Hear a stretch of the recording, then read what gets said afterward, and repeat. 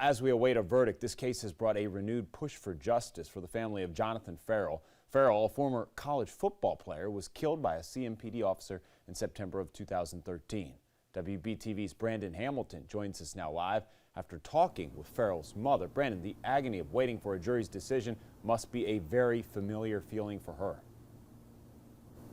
Alex, Jonathan Ferrell's death may have been back in 2013, but for his mother, watching the trial of Chauvin, it has brought back memories of that day again as if it had just happened.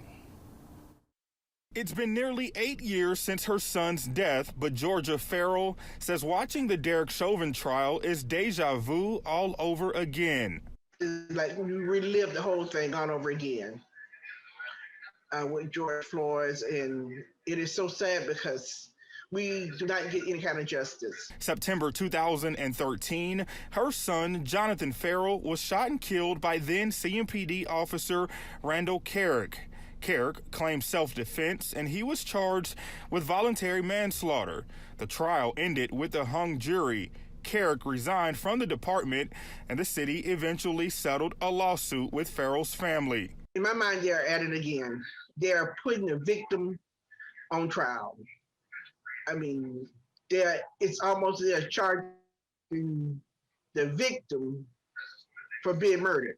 Georgia says she understands what the Floyd family has experienced, sitting in the courtroom day after day. What do you think they're going through, hearing these closing arguments and then waiting for a verdict? They're like on pins and needles. They're on pins and needles. They're waiting, they're praying, they're hoping that they will get justice. Without what she believes was justice for her son, Georgia says she's lost trust in the process. A different result. She believes race played a part in her son not getting a retrial. I wouldn't even want an officer at my house. If something should happen, we would handle it. We don't need officers to come out because they kill us and nothing is done about it. And Alex, Georgia tells me that she is still pushing for justice and keeping her son's memory alive through a foundation in Jonathan's name, that foundation helping the youth in the Tallahassee, Florida area. Reporting live in Charlotte, Brandon Hamilton, WBTV, on your side.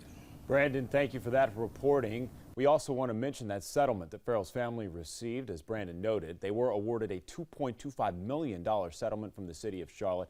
At the time, the city's mayor and the city attorney called the settlement fair and equitable. Now, we also asked the CMPD about the possibility of protests in Charlotte after the Chauvin trial concludes. We're told the department is monitoring what is happening in Minneapolis. They have also developed a plan in case there are protests in the city.